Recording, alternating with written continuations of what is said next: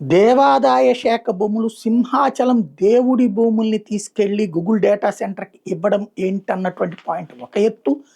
అదంతా పర్యావరణానికి అత్యంత ముఖ్యమైనటువంటి ప్రదేశం అయితే అవి ఎట్లా ఇస్తారు గూగుల్ డేటా సెంటర్కి అన్నటువంటి పాయింట్ మరొక ఎత్తు. ఇప్పుడు ఆ పాయింట్ మీదనే పర్యావరణ పరిరక్షణ కోసం పోరాడుతున్నటువంటి పర్యావరణవేత్త జల్బిర్దారి జాతీయ కన్వీనర్ బొలిశెట్టి సత్యనారాయణ వేసిన పిల్ని హైకోర్టు స్వాగతించింది, అంగీకరించింది. ప్రభుత్వానికి, పురపాలక శాఖకి, రెవెన్యూ శాఖకి, పర్యావరణ శాఖకి, దేవాదాయ శాఖకి, ఐటీ శాఖకి, పీసీబీకి, ఏపీఐఐసికి అందరికీ నోటీసులు ఇచ్చింది.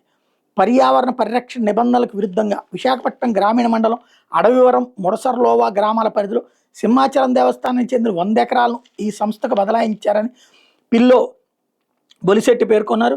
పిటిషనర్ తరపు న్యాయవాది చల్లా అజయ్ కుమార్ వాదనలు వినిపించారు.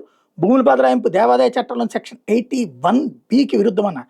డేటా సెంటర్ ఏర్పాటు చేసే ప్రాంతం కంబాలకొండ వన్యప్రాణుల సంరక్షణ కేంద్రానికి కేవలం 860 మీటర్ల దూరంలోనే ఉందన్నారు. ఆ భూముల్ని తిరిగి సింహాచలం దేవస్థానానికి అప్పగించేలా ఆదేశించాలని కోరారు.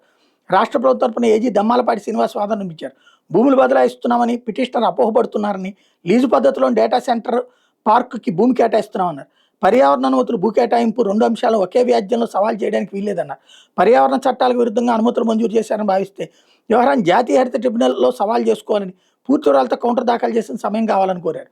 అంతా బాగానే ఉంది, కానీ ఇప్పుడు మరి ఇదివరకు పర్యావరణానికి బేస్ చేసుకునే కదా వెళ్ళేది, అది ఒక ఎత్తు.